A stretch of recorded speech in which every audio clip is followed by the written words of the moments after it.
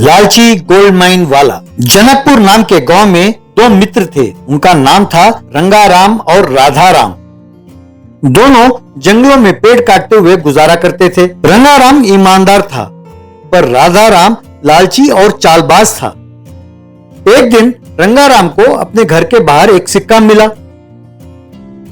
उसे राधे राम को दिखाते हुए, अरे यार, ऐसे सिक्के जब तक हमारे घर के पास मिलते रहते हैं। वैसे ये है क्या? सोने का सिक्का है क्या? राधा राम ने उसे लेकर, अरे नहीं यार, कोई पुराना खोटा सिक्का होगा, अब मुझे दो, मैं कहीं फेंक देता हूँ, कहकर उसे ले लिया। बाद में वो एक जोहरी के पास उसे ले गया। वहां जोहरी ने उसे घिसते ही पता चला कि वो सोने का सिक्का है। उसे बेचकर इसने पैसे ले लिए। एक दिन रंगाराम को घर पर एक नक्शा मिला। उसे लाकर राधाराम को दिखाता हुआ, यार, ये हमारे घर के अलमारी से निकला है। लगता है कि ये किसी खजाने का नक्शा है। मेरी माँ कहती रहती थी कि हमारे पूर्वज खजाने को तलाश करते रहते थे। चलो उस खजाने को ढूंढते हैं, अगर वो मिला तो अपनी जिंदगी संवर जाएगी यार। उसे देखकर राधाराम, ये कोई खजाने का नक्शा नहीं है पगले, ये तो यूं ही किसी ने कुछ लकीरें मार दिया लगता है। तुम्हारे पूर्वज भी तेरे जैसे पागल थे, खजाना वजाना कुछ नहीं है। चलो काम पर चलते हैं, 4 पैसे कमाने की सोचो।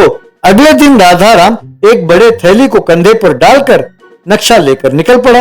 अगले दिन पेड़ काट रहे रंगाराम ने जब देखा कि राधाराम नहीं आया तो वो सोच में पड़ गया। बाद में राधाराम की पत्नी से पूछा तो उसकी पत्नी, पता नहीं रंगा, कल रात भर बिना सोए कोई नक्शा देखते हुए बिता रहे थे। सवेरे सवेरे दाल चावल की पोतली लेकर कहीं चले गए। महीना हो या 2 महीना, जितना भी समय लगे मेरी चिंता ना करना, कहकर चले गए। ये सुनकर रंगाराम समझ गया कि उसके साथ धोखा हुआ है। जंगल में जाते हुए राधाराम नक्शा देखते हुए, हाँ, लगता है यही वो जगह है। उस बेवकूफ ने यकीन कर लिया कि ये नक्शा नहीं, यूं ही लकीरें हैं। चाहे जितना समय लगे, जब तक खजाना हाथ न लगे, यहाँ से जाने का सवाल ही नहीं होता। यूं वहां जमीन को वो खोदने का काम शुरू किया। यूं खोदते खोदते एक सुरंग बन गया। वो उस सुरंग में और खोदने लगा। जो दाल चावल साथ लाया था उसे पकाकर खाता, वहीं सोता, फिर खोदना शुरू करता। ऐसा ही चलता रहा। यूं कई दिन बीत गए, फिर हफ्ते बीत गए, यूं 1 महीना बीत गया।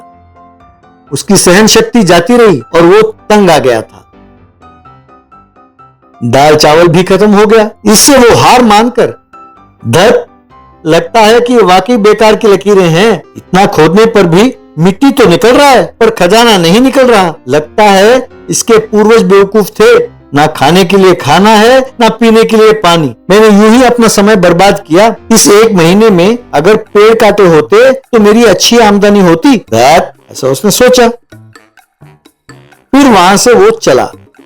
अगले दिन रंगाराम से मिला और, अरे मूर्ख, तेरी वजह से मेरा समय नष्ट हो गया। वहां खजाना वजाना कुछ भी नहीं है। दोबारा ऐसे धोखा दिया तो ठीक नहीं होगा। हाँ, मैंने धोखा दिया। मैंने कहा था कि दोनों मिलकर ढूंढते हैं, पर लालच में आकर तुम अकेले ही चले गए। मैं नहीं। शर्म करो कमीने, तुम्हें देखते ही चिढ़ होती है मुझे। खजाने के लिए मित्र को ही धोखा देते हो। जी हाँ, वहाँ तो खजाना भरा पड़ा है ना। तुम्हारे मूर्ख पूर्वज ने क्या नक्शा बनाया और तुमने उसे क्या दिखाया, और मैं पागलों की तरह उसे ढूंढने चला। मेरा जूता और मेरा सिर होना चाहिए। ये लो तुम्हारा काम ना आने वाला नक्शा, पकड़ो, कहकर उसके मुंह पर उसे मारकर चला गया। उस रात को रंगाराम नक्शा को देखते हुए अपने पत्नी से, लक्ष्मी, इसे देखकर लगता है कि ये कोई सचमुच का नक्शा है। किसी भी कार्य को सिद्ध करने के लिए हमें सहनशीलता और सब्र होनी चाहिए। उसने सिर्फ 1 महीना कोशिश किया था। मैं कुछ और महीने प्रयत्न करूंगा। अगर अपनी किस्मत अच्छी रही तो खजाना मिलेगा।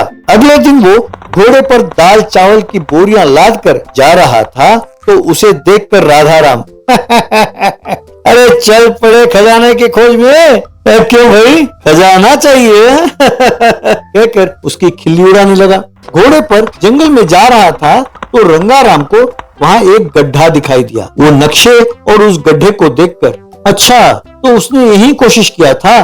भाई नक्शे के अनुसार तो यही खोदना चाहिए था। उसने सही जगह तो खोदा था, कहकर गड्ढे में कूदा। अंदर सुरंग को देखकर उसने काफी खोदा है, पता नहीं मुझे और कितने महीने और कितने साल खोदने होंगे। हे भगवान, मैं बिना हिम्मत हारे सब्र के साथ जितने भी महीने लगे या साल खोदता रहूंगा, मुझे खजाना मिले ऐसा आशीर्वाद देना भगवान, कहकर कुल्हाड़ी से एक जोर से मारा। बस दीवार टूटा और उसमें से सोने सब बाहर निकले।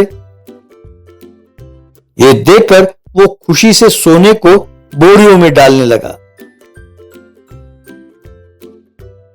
फिर घोड़े पर घर के लिए रवाना हुआ। यूं वो एक बड़ा बंगला बनाकर कार में घूमने लगा। जरूरतमंद लाइन में खड़े होकर रंगाराम से पैसे ले जाते थे। एक दिन यूं पैसों के लिए आए राधाराम से, यार जिंदगी में कुछ भी हासिल करना हो तो सब्र होनी चाहिए। मैंने अपने मन में ठान लिया था कि चाहे जितने साल लग जाएं, मैं ढूंढ कर ही रहूंगा, पर वो मुझे एक ही मार में मिला। पर तुम बेसब्र होकर लौट आए। ये लो, ये पैसे लेकर कोई धंधा शुरू करो और खुश रहो। यूं रंगाराम उस गांव के लोगों को धन की सहायता करता हुआ खुशी खुशी रहने लगा। 10 हेडेड बफेलो। मार्कापुर नाम के गांव में जोगेश नाम का एक व्यक्ति रहता था। वो भुक्कड़ था। बस उसका काम था हर रोज घर पर चिकन बिरयानी और मटन बिरयानी बनवाकर खाना। एक दिन अपनी माँ से, ये क्या माँ, आज चिकन बिरयानी क्यों नहीं बनाया, सिर्फ रोटी और दाल बनाया? बेटा, तुम्हारा खाने का शौक पूरा करने के लिए तुम्हारी पिताजी की कमाई कम पड़ रही है, इसलिए बेटा हफ्ते में 3 दिन सोमवार, गुरुवार और शनिवार के दिन घर में नॉनवेज नहीं बनेगा। ऐसा आज मंदिर में प्रण करके आए हैं तुम्हारे पिताजी। आज से ये 3 दिन नॉनवेज नहीं मिलेगा। अब कौन है जो ऐसा घटिया प्रण लेता है माँ? ये तो मूर्खता है, मैं ये सह नहीं सकता। अब मुझे 300 रुपए दो, मैं बाहर जाकर चिकन बिरयानी खाऊंगा। मेरे पास इतने पैसे नहीं है, चुपचाप जो रखा है वही खा लो, नहीं तो पिताजी से कहूंगी तो खूब मार पड़ेगी। यूं वो गुस्से में भूखा जंगल की ओर चला गया। वहां उसे एक स्वामी जी तपस करते हुए नजर आए। इसने उन्हें प्रणाम किया तो उन्होंने अपनी आंखें खोली। बेटा, यहां तुम्हें जो भोजन चाहिए वो नहीं मिलेगी। यहां क्यों आए हो?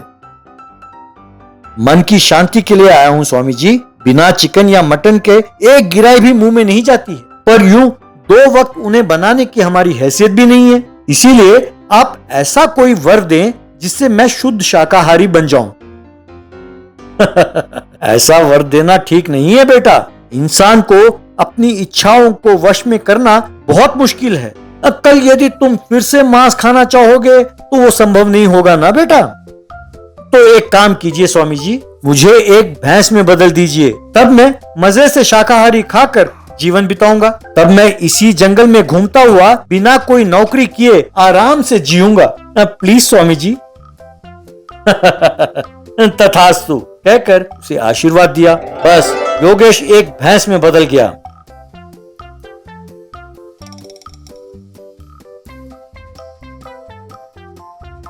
वो बाद में जंगल में घास चरने लगा।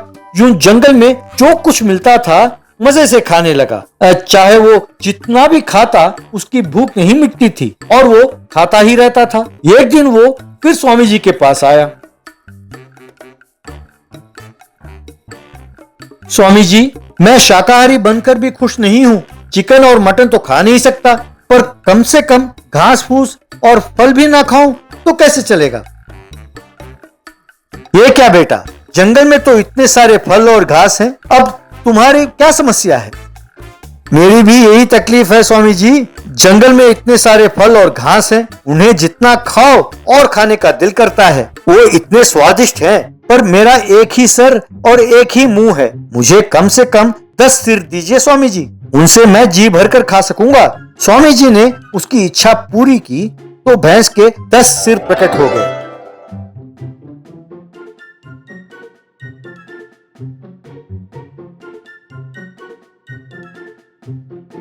उस दिन से वो जंगल में खाने पर टूट पड़ा। कोई और जानवर घास चरता तो उसे भगाकर ये खाने लगा। इससे कुछ दिनों में उसका पेट दर्द करने लगा।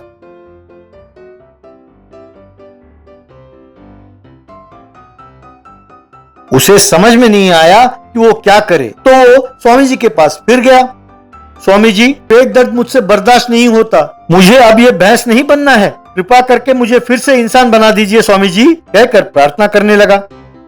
ये कैसा संभव है बेटा, ये रूप तो तुम्हारे इच्छा अनुसार ही हुआ है ना, यूं फिर से बदलना मुश्किल है। जंगल का सारा आहार तो तुम्हारा है, अब तुम्हें क्या तकलीफ है? नहीं स्वामी जी, खाने की लालच में मैंने सोचा कि ज्यादा सिर होंगे तो ज्यादा खा पाऊंगा, पर मैं ये भूल गया कि पेट तो एक ही है। मैं आपके हाथ जोड़ता हूँ स्वामी जी, मुझे फिर से इंसान बना दीजिए प्लीज। स्वामी जी मान गए और फिर उन्होंने हाथ घुमाया तो वो योगेश में बदल गया। देखो बेटा, एक बात याद रखो, इंसान को जीने के लिए खाना चाहिए, खाने के लिए जीना नहीं चाहिए। तुम जो कुछ खाओ सही मात्रा में खाओ, वरना सेहत के लिए हानिकारक हो सकता है। कम से कम अब से मेहनत करो और कोई काम करो, सुस्ती और खाने की लत को छोड़ो और काम करके खुशी खुशी जियो, कहकर उसे आशीर्वाद किया। उस दिन से योगेश एक ऑटो चलाते हुए खुशी खुशी रहने लगा।